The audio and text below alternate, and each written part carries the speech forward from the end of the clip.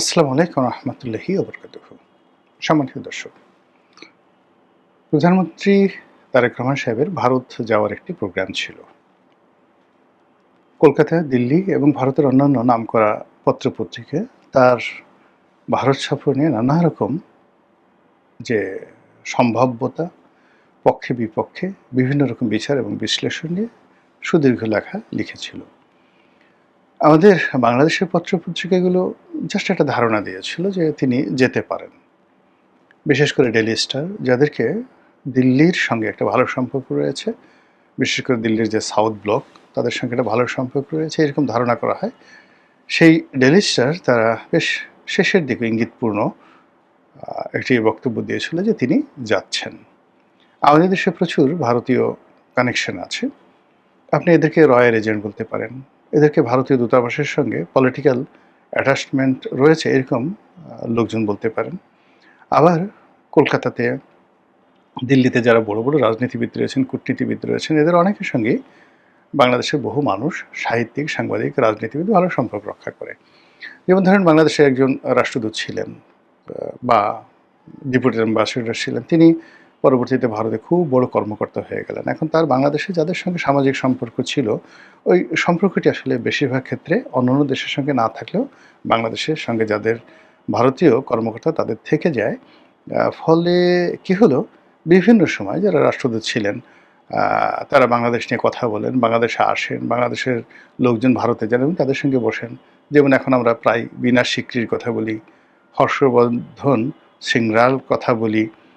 এরপর এর আগে একজন বাঙালি ভদ্রলোক ছিলেন 2009 সনে, এই মুহূর্তে আমার নামটা মনে আসছে না। ভদ্রলোকের সঙ্গে আমারও খুব ভালো সম্পর্ক ছিল।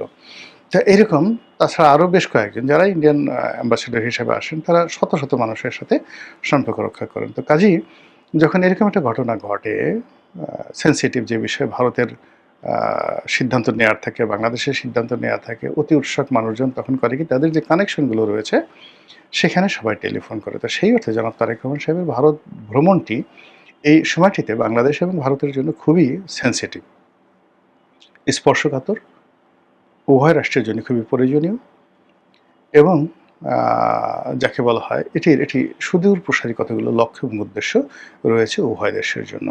কাজে তার এই সফর নিয়ে দুই দেশের মানুষের মধ্যে আগ্রহ ছিল। আর এই সফরটি না হয় সেটার জন্য বহু মানুষের চেষ্টা ছিল, দুই দেশেরই বহু মানুষের চেষ্টা ছিল। আবার একই সঙ্গে সফরটি যেন হয় এই জন্য বহু মানুষের তৎপরতা ছিল। ফলে কী হলো, এই আগস্ট মাসের একেবারে প্রথম দিন থেকে সবাই একবাকে বলার চেষ্টা করছিল যে তিনি যাবেন, আবার অন্য পক্ষ বলার চেষ্টা করেছিল যে তিনি যাবেন না। এনিওয়ে, এখানে যে সমস্যাটি দেখা দিয়েছে, সেই সমস্যাটা হলো অনেকগুলো বিষয় লিক হয়ে যায়। যেমন বাংলাদেশের যে দূতাবাস রয়েছে দিল্লিতে, তারা প্রধানমন্ত্রী ভারত সফর উপলক্ষে সেখানে নাকি কোনো হোটেলে বুকিং দিয়েছিলেন, তারপর আবার সেই বুকিং ক্যান্সেল করেছেন। তো 22 তারিখ থেকে 24 তারিখ পর্যন্ত সে হোটেলের বুকিং করা ছিল, বুকিং আবার ক্যান্সেল করা হলো। ক্যান্সেল করার পর আবার হোটেলের লোকজনকে দাওয়াত দিয়ে এনে দূতাবাসে সেই অনুরোধ করা হয়েছিল বুকিংটা আবার এক্সটেন্ড করার জন্য। তো এই বিষয়গুলো আসলে গুজব আকারে নানাভাবে ছড়িয়ে বেড়ায়। তো পরবর্তীতে এখন যেটি একেবারে কনক্রিট এবং কনফার্ম যে বিষয়গুলো, সেটা হলো প্রধানমন্ত্রী তারেক রহমান সাহেব ভারত সফরে যাচ্ছেন না। প্রধানমন্ত্রীর ঘনিষ্ঠজন যারা আছেন তারা সবাই বলে দিয়েছেন যে এটা ভারত সফরের উপযুক্ত সময় নয়। ভারতের সঙ্গে একটি সহনশীল এবং বিশ্বাসযোগ্য সম্পর্ক, যে সম্পর্কের ভিত্তিতে ভারতের উপর আস্থা স্থাপন করা যায়, নির্ভর করা যায়, ডিপেন্ড করা যায়, এরকম একটা পরিস্থিতি আগে তৈরি হবে, তারপর তো আমরা সেখানে যাব। ইট মিনস যে প্রধানমন্ত্রী ভারতে যাবেন, ভারতে যাওয়ার জন্য ওই রাষ্ট্রটির উপর, সরকারের উপর যে আস্থা দরকার, বিশ্বাস দরকার, সেটি নেই। এখন সেখানে প্রধানমন্ত্রীকে নিয়ে তার হাতে কতগুলো কাগজ ধরিয়ে দেওয়া হলো, তাকে যে কোনো একটা ট্র্যাপ, কেউ কেউ বলছে হানি ট্র্যাপে ফেলতে পারে, বদনাম তৈরি করতে পারে, ইত্যাদি ইত্যাদি নানা রকম। এখন ঘর পড়া গরুতে সিঁদুরে মেঘ দেখলে ভয় পায়। তো সেই কারণে যারা প্রধানমন্ত্রীর ঘনিষ্ঠজন তারা বলছে যে ঠিক আছে, সম্পর্কটা আরেকটু ভালো হোক, ট্রাস্ট হোক। আর সবচেয়ে বড় ব্যাপার হলো, সবাই এখানে ভয় পাচ্ছিল যে ওখানে গিয়ে তাকে কূটনীতির জালে আবদ্ধ করে, বেশি ভদ্রতা দেখিয়ে, প্রেশার ক্রিয়েট করিয়ে যদি শেখ হাসিনার সঙ্গে তাকে একটু বৈঠক করিয়ে দেওয়া হয়, শেখ হাসিনার প্রসঙ্গটি তোলা হয় এবং সেটি নিয়ে যদি একটি অনভিপ্রেত ঘটনা তৈরি হয়, আনএক্সপেক্টেড, যেটা অভাবনীয় ঘটনাগুলো ঘটে, অপ্রত্যাশিত ঘটনাগুলো ঘটে, তাহলে বাংলাদেশে এসে তিনি কি মুখ দেখাবেন? থার্ডলি হলো, একটা তো এজেন্ডা থাকতে হবে। এই মুহূর্তে উনি যাবেন, এজেন্ডাটা কি? এটা কি গঙ্গার পানি চুক্তি? এটি কি আদানির সাথে যে বিদ্যুতের চুক্তি হয়েছে সেই চুক্তি বাতিল? কিংবা ভারত যে সকল সুবিধা বাংলাদেশের জন্য বহাল রেখেছিল সেই সুবিধাগুলো আবার নতুন করে চালু করবে ভারত, এরকম কি কোনো কিছু লক্ষণ দেখা যাচ্ছে? তো তা না হলে উনি কি সেখানে কেন যাবেন? মোদিকে সালাম দেওয়ার জন্য, দিল্লির দর্শন করার জন্য, কিংবা সেখানে তার গার্ড অফ অনার নেওয়ার জন্য? Not like that. এরকম নানা রকম হালকা পাতলা কথাবার্তা কিন্তু হচ্ছে।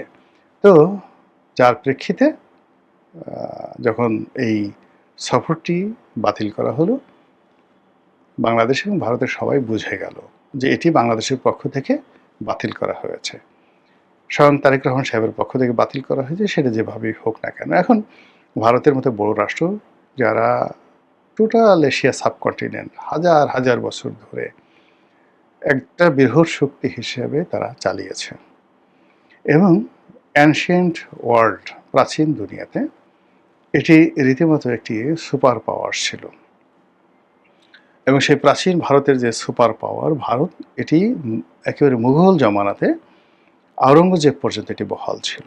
সম্রাট আওরঙ্গজেব পর্যন্ত কন্টিনিউয়াসলি, বিশেষ করে মুঘল জমানাতে, একটি ইউনিফাইড, আজকে আমেরিকার যে শক্তি, কিংবা 60-এর দশক 50, মানে জোসেফ স্ট্যালিনের জমানা থেকে শুরু করে গর্বাচেভ পর্যন্ত, না গর্বাচেভ তো শেষ করে দিয়েছে লিওনিদ ব্রেজনেভ, এই তার সময়টি পর্যন্ত সোভিয়েত ইউনিয়ন যেভাবে বিশ্বে একটি সুপার পাওয়ার রূপে সারা দুনিয়া ডমিনেট করেছে, কিংবা ধরুন 1857 থেকে ঠিক দ্বিতীয় বিশ্বযুদ্ধ পর্যন্ত, 1857 থেকে 1945 পর্যন্ত, এই দীর্ঘ সময় ধরে যেভাবে ডমিনেট করেছে সারা ওয়ার্ল্ড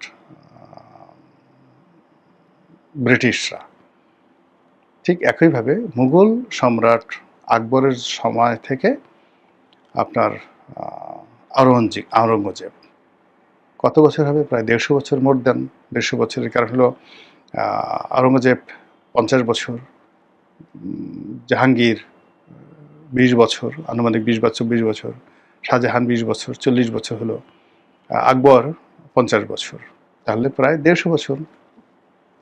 150 বছর ধরে দুনিয়ার 1 নম্বর সুপার পাওয়ার ছিল in terms of finance, in terms of military power and everything, the India. তো সেই ইন্ডিয়া, সেই দিল্লি, সেই লালকেল্লা, সেই ইন্ডিয়া গেট, সব কিছু এবার তছনছ হয়ে গেছে তারেক রহমান সাহেবের রিফিউজুয়াল অ্যাটিটিউডে। তিনি যাবেন না। যারা ভারতের গুণগান করেন, কীর্তন করেন, তারা হলো ও মাই গড, বাংলাদেশের এত সাহস, এত সাহস ভালো না গো, এত সাহস ভালো না, কিভাবে থাকবে? আমরা যদি মরিচ বন্ধ করে দিই, মরিচ খাবে কী করে? ডিম যদি না পাঠাই, তোমরা তো না খেয়ে মরবে। আমরা জল দেবো না, তখন একেবারে মরে মরে যাবে, কচ্ছপ হয়ে তোমাদেরকে বাঁচতে হবে। এই ধরনের কথাবার্তা অনেকে বলার চেষ্টা করছেন, এবং সবচেয়ে বেশি বলা হচ্ছে যে যদি না যান, তারেক রহমান সাহেব যদি না যান, তাহলে এই যে গত বিপদের সময় যেভাবে তেল দিয়ে, মানে ডিজেল দিয়ে, পাইপলাইনে ডিজেল দিয়ে বাংলাদেশকে সহযোগিতা করা হয়েছে, সেই সহযোগিতা করা হবে না।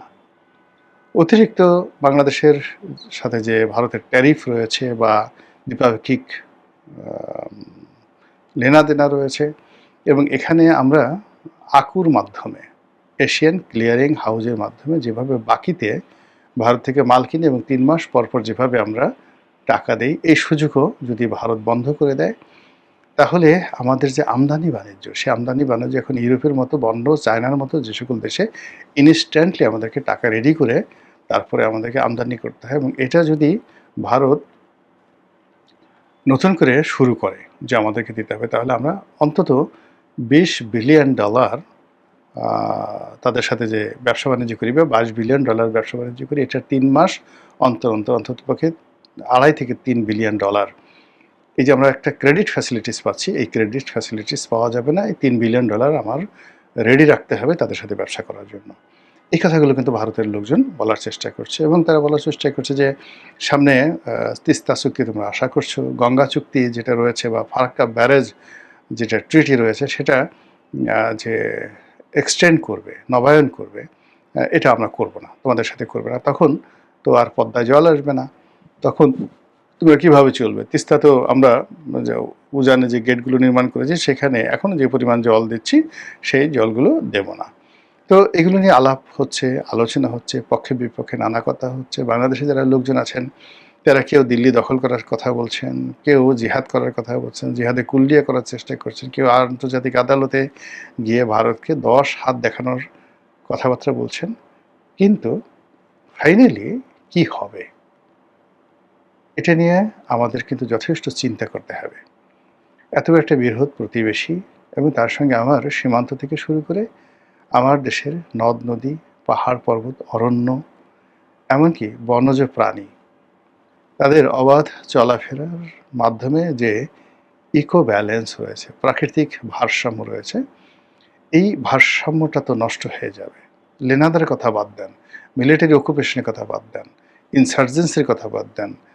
এই ভৌগোলিক যে ভারসাম্য সেটা যদি নষ্ট হয়ে যায় তাহলে তো আমরা মরুভূমি হয়ে যাব। আমাদের আমাদের গৃহযুদ্ধ শুরু হয়ে যাবে। What ever maybe. আমি যেহেতু এই বিষয়ে এক্সপার্ট নই, সরকারে যারা আছেন তারা অবশ্যই অনেকেই আমার চেয়ে অনেক জ্ঞানী গুণী, তারা বিষয়টি বিবেচনা করবেন বলে আমি মনে করছি। মহান আল্লাহ আমাদের সবাইকে হেদায়েত দান করুন এবং হেফাজত করুন। আসসালামু আলাইকুম ওয়া রাহমাতুল্লাহি ওয়া বারাকাতুহু।